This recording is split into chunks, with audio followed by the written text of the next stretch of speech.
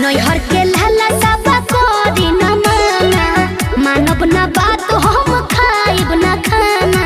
चढ़ल सवनवा करेला हमर मनवा, घूमे के मेला देव घर के जाके बजे